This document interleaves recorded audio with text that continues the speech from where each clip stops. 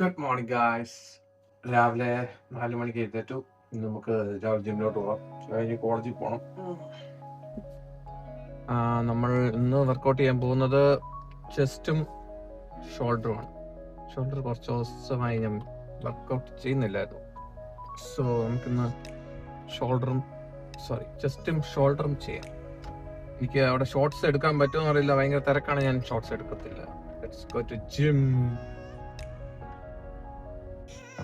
Morning എൻ്റെ breakfast എന്ന് പറയുന്നത് ഇന്ന് 3 ഫുൾ എഗ്സ് ആണ്. സോ അത് പ്രിപ്പയർ ചെയ്യുന്നത് എങ്ങനെയാണെന്ന് ഞാൻ കാണിച്ചു തരാം. ഞാൻ ബട്ടർ നല്ലോണം യൂസ് ചെയ്യും. ബട്ടറും 3 ഫുൾ എഗ്സും. പിന്നെ നമുക്കിപ്പം നല്ല സേഷ്യേറ്റ് ആയിരിക്കും. നമുക്ക് ഒരു വൈകുന്നേരം വരെ പിന്നെ വിശക്കത്തേ ഇല്ല. ഒരു നല്ലൊരു ബ്രേക്ക്ഫാസ്റ്റാണ്. ഞാൻ പറഞ്ഞിട്ട് നമ്മുടെ ഇൻസുലിൻ സെൻസിറ്റിവിറ്റിയൊക്കെ ഉയർത്താൻ നല്ലൊരു ബ്രേക്ക്ഫാസ്റ്റാണിത്. മാക്സിമം എല്ലാവരും രാവിലെ ഇങ്ങനെ പ്രോട്ടീനും ഫാറ്റും കഴിക്കാനേ ഞാൻ പറയത്തുള്ളൂ. ഇത് കഴിഞ്ഞ് ഞാൻ നേരെ കോളേജിലേക്കാണ് പോകുന്നത്. സോ ഇന്നൊരു 3 മണി വരെ ക്ലാസ് ഉണ്ട്.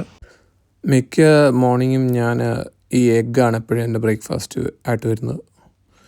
എഗ്ഗ് എന്ന് പറയുമ്പോൾ ഞാൻ ബോയിൽഡ് എഗ്സ് കഴിക്കും. ചില ദിവസങ്ങളിൽ ഇങ്ങനെയും കഴിക്കും. അപ്പോൾ നമുക്ക് ബോറടിക്കത്തില്ല. ഇന്ന് കോളേജ് കഴിഞ്ഞു, ഇപ്പോൾ വീട്ടിലോട്ട് വന്ന് കയറിയുള്ളൂ.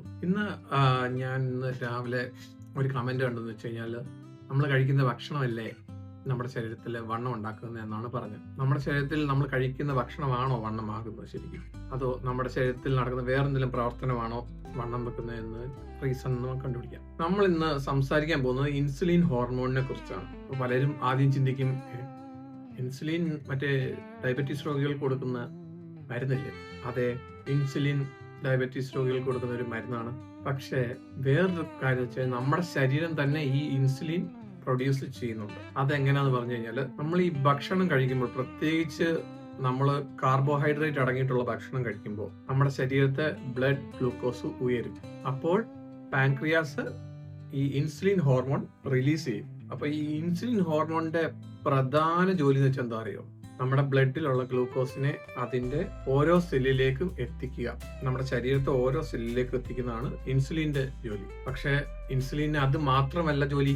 ഇൻസുലിൻ നമ്മുടെ ശരീരത്തിലെ എനർജി സ്റ്റോർ ചെയ്യാനും കൂടെ സഹായിക്കുന്നുണ്ട്. അതായത് നമ്മുടെ ശരീരത്ത് ഈ ഇൻസുലിൻ അമിതമായിട്ട് പ്രൊഡ്യൂസ് ആയിരിക്കുമ്പോൾ നമ്മുടെ ശരീരത്തിലെ സ്റ്റോർഡ് ഫാറ്റ് ഉപയോഗിക്കാനുള്ള ആ ഒരു കഴിവിനെ അത് കുറയ്ക്കുന്നു. അതായത് ലിപ്പോളിസിസ് എന്ന് പറയും. ലിപ്പോളിസിസിനെ കുറയ്ക്കുന്നു ഈ ഇൻസുലിൻ. സോ ഇവിടെ HSL എന്ന് പറഞ്ഞ ഒരു എൻസൈമിനും റോൾ ഉണ്ട്. HSL എന്ന് പറഞ്ഞാൽ ഹോർമോൺ സെൻസിറ്റീവ് ലിപ്പൈസ് എന്നാണ് പറയുന്നത്.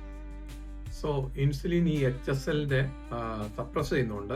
ഈ ഫാറ്റ് സെൽസിൽ നിന്ന് ഈ ഫാറ്റി ആസിഡ്സ് റിലീസ് ആവത്തില്ല. അപ്പോൾ സിമ്പിളായി പറഞ്ഞു കഴിഞ്ഞാൽ, ഇൻസുലിൻ നമ്മുടെ ബോഡിയുമായിട്ട് കമ്മ്യൂണിക്കേറ്റ് ചെയ്യുന്ന രീതിയിൽ ഒരു മെസ്സേജ് അയക്കുന്ന പോലെ നമുക്ക് ചിന്തിച്ച് നോക്കാം. സോ ഇൻസുലിൻ കമ്മ്യൂണിക്കേറ്റ് ചെയ്യുന്നത് വെച്ചാൽ, നമ്മുടെ ശരീരത്തോട്ട് എനർജി വന്നു, ഇപ്പോൾ ഒരു ആഹാരം കഴിച്ചു, അപ്പോഴത്തേക്ക് ഈ ഇൻസുലിൻ ആവശ്യമുള്ള, ഇപ്പം കാർബോഹൈഡ്രേറ്റ് അടങ്ങിയ ഭക്ഷണത്തിൽ നമ്മൾ കഴിച്ചു കഴിയുമ്പോൾ നമ്മുടെ ശരീരത്തിൽ ആവശ്യമുള്ള കാർബോഹൈഡ്രേറ്റ്സ്, ഇപ്പം മസിൽ നമ്മൾ വർക്കൗട്ട് ചെയ്യുന്നവരാണെങ്കിൽ, വർക്കൗട്ട് ചെയ്യുന്നവർക്ക് മസിൽ റിപ്പയർ ചെയ്യാൻ വേണ്ടി, അതുപോലെ എല്ലാത്തിനും എനർജി വേണം.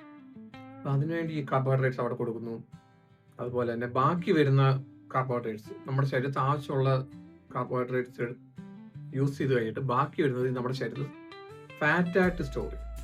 അതാണ് ഇവിടെ നടക്കുന്നത്. നമ്മളിപ്പോ കഴിക്കുന്ന ആഹാരം വെച്ച് നോക്കുകയാണെങ്കിൽ, നമ്മൾ ദിവസം രാവിലെ കഴിക്കുന്നത് എന്താ? ഇഡലി, ദോശ, ചപ്പാത്തി, ഉച്ചയ്ക്ക് എന്താ? ചോറ്, ബിരിയാണി, വൈകുന്നേരം ചായയുടെ കൂടെ വട, ഉഴുന്നുവട, എന്തെങ്കിലും, രാത്രിയിലും ചോറ് അല്ലെ ചപ്പാത്തി, ഇങ്ങനെ. അപ്പൊ നമ്മുടെ ഡയറ്റില് 80% എപ്പോഴും നമ്മൾ കാർബോഹൈഡ്രേറ്റ്സ് ആണ് യൂസ് ചെയ്യുന്നത്. നമ്മൾ ഓരോ തവണ കാർബോഹൈഡ്രേറ്റ്സ് കഴിക്കുമ്പോഴും നമ്മുടെ ശരീരത്തിൽ ഇങ്ങനെ ഇൻസുലിൻ സ്പൈക്ക് ആയിക്കൊണ്ടിരിക്കുക. അപ്പൊ അവിടെ ആ ഫാറ്റിനെ ഉപയോഗിക്കാനുള്ള ഒരു സമയം കിട്ടുന്നില്ല. നമുക്ക് ഇതിങ്ങനെ കാലാകാലം തുടർന്നുകൊണ്ട് പോയിക്കൊണ്ടിരുന്നാൽ നമുക്ക് വരുന്ന അസുഖം ഇൻസുലിൻ റെസിസ്റ്റൻസ്. ബിക്കോസ് നമ്മുടെ ശരീരത്തിൽ ഒരുപാട് ഇൻസുലിൻ പ്രൊഡ്യൂസ് ചെയ്യുന്നത്, പക്ഷെ നമുക്കത് ഉപയോഗിക്കാൻ പറ്റുന്നില്ല. ഇൻസുലിൻ ഒത്തിരി, അപ്പം കുറെ നാളിതിങ്ങനെ തുറന്നു കഴിയുമ്പോൾ നമ്മുടെ ശരീരത്ത് ഓട്ടോമാറ്റിക്കായിട്ട് നമ്മുടെ സെൽസ് പറയും, നമുക്ക് ഈ ബ്ലഡ് ഷുഗർ വേണ്ട, ഈ എനർജി വേണ്ട. സോ ഇത് ഫാറ്റായിട്ട് സ്റ്റോർ ചെയ്യും. അത് കഴിഞ്ഞിട്ട് ഇത് പതുക്കെ ഇൻസുലിൻ റെസിസ്റ്റൻസ് എന്ന് പറയുന്ന അസുഖത്തിലേക്ക് പോകാൻ ചാൻസ് ഉണ്ട്. സോ ഇൻസുലിൻ റെസിസ്റ്റൻസ് ആണ് ടൈപ്പ് 2 ഡയബറ്റീസ്, PCOS, ഇപ്പോഴത്തെ PMOS എന്ന് പറയുന്നത്, ഇതിനൊക്കെ കാരണം. സോ ഇത് PMOSന്റെ മെയിൻ ഘടകം ഈ ഇൻസുലിൻ റെസിസ്റ്റൻസ് തന്നെയാണ്. നമ്മൾ ഈ കഴിക്കുന്ന ആഹാരം, നമ്മൾ എപ്പോൾ ആഹാരം കഴിച്ചാലും ഈ ഇൻസുലിൻ സ്പൈക്ക് ആവും. സോ നമ്മൾ ആദ്യം ചെയ്യേണ്ടത് വെച്ചാൽ നമ്മുടെ മീൽ ഫ്രീക്വൻസി പതുക്കെ കുറയ്ക്കുക. നമ്മളിപ്പോൾ 6 നേരം ആഹാരം കഴിക്കുന്നവരാണ്. 6 നേരം എല്ലാവരും കഴിക്കുന്നല്ല പറഞ്ഞത്. പക്ഷേ ഇപ്പം ഒബ്വിയസ്ലി നമ്മൾ കാർബോഹൈഡ്രേറ്റ്സ് കഴിക്കുന്ന ആൾക്കാരാണെങ്കിൽ നമുക്ക് ഓട്ടോമാറ്റിക്കായിട്ട് 2 മണിക്കൂർ കഴിയുമ്പോൾ വിശപ്പ് വീണ്ടും കൂടും. അത് മെയിൻ കാരണം ഈ ഇൻസുലിൻ ഹൈ ആയിട്ട് പെട്ടെന്ന് ഡ്രോപ്പ് ആകുന്നതുകൊണ്ടാണ് നമുക്ക് ഈ തളർച്ച വരുന്നത്. സോ അപ്പോൾ നമുക്ക് എന്തെങ്കിലും പെട്ടെന്ന് കഴിക്കാൻ തോന്നും, നമുക്ക് വിശപ്പാകും. സോ അങ്ങനെ നമ്മുടെ മീൽ ഫ്രീക്വൻസി ദിവസം ഒരു 4 to 6 പ്രാവശ്യം അങ്ങനെ കൂടും. സോ നമ്മളത് ഈ ഇൻസുലിൻ്റെ പ്രവർത്തനം കുറയ്ക്കണം ആദ്യം.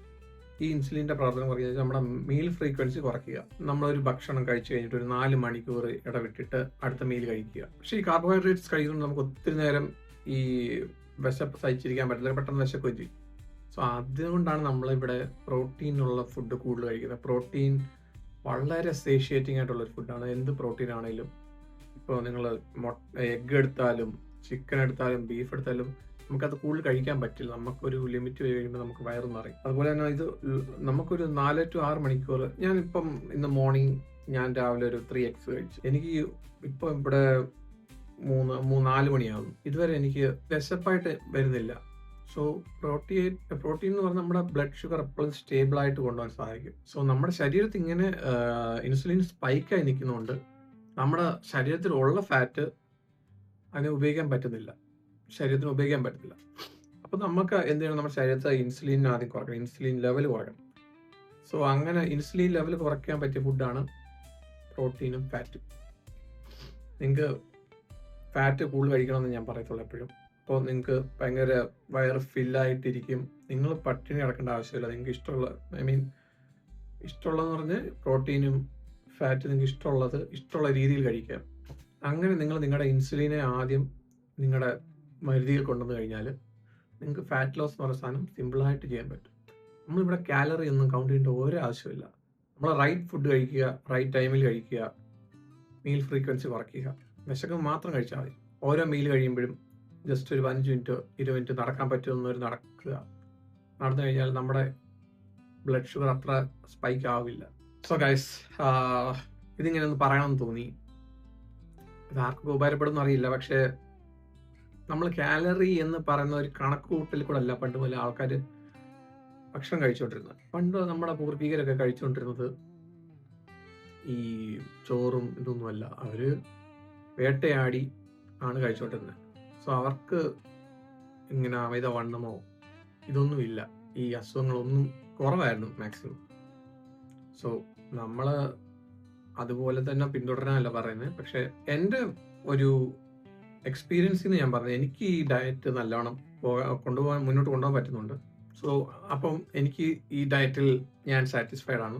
പക്ഷേ ഞാൻ ഇപ്പോഴും പറഞ്ഞു, കാലറി എന്ന് പറയുന്നത് അത് ഔട്ട്ഡേറ്റഡ് ആണ്. നമുക്ക് ആവശ്യമുള്ള എനർജി, ഇപ്പം നമ്മുടെ ബോഡിക്ക് 2000 കാലറിയാണ് വേണ്ടെങ്കിൽ നമ്മൾ അതിൽ നിന്ന് 500 കാലറി കുറച്ച് കഴിഞ്ഞാൽ നമുക്ക് ശരീരത്തിൽ തളർച്ചയെ ഫീൽ ചെയ്തുള്ളൂ. നമുക്കൊന്നിനും ഒരു ആരോഗ്യമില്ല, നമ്മൾ തളർന്ന് ഞാൻ പേഴ്സണലി ഈ കാലറി ഡെഫിസിറ്റ് ചെയ്ത് വെയിറ്റ് കുറച്ചിട്ടുണ്ട്. പക്ഷെ അന്നൊക്കെ എൻ്റെ എനർജി ലെവൽ എന്ന് പറയുന്നത് ഭയങ്കര സ്ലോ ആണ്. ജിമ്മിലൊക്കെ പോയാലും എനിക്ക് വെയിറ്റ് എടുക്കാനൊന്നും പറ്റത്തില്ല. ഭയങ്കര തളർച്ചയാണ്. വെയിറ്റ് എടുക്കുമ്പോഴത്തേക്ക് എനർജി ഫുൾ അങ്ങ് പോകും. സോ എനിക്ക് ഈ ഡയറ്റ് ഭയങ്കര നല്ല എനർജിയും എന്നാൽ നമ്മൾ പട്ടിണി ഇരിക്കുന്ന ഫീലൊന്നും കിട്ടുന്നില്ല. ഇത് നിങ്ങളോട് പറയണമെന്നുണ്ടായിരുന്നു ഗൈസ്.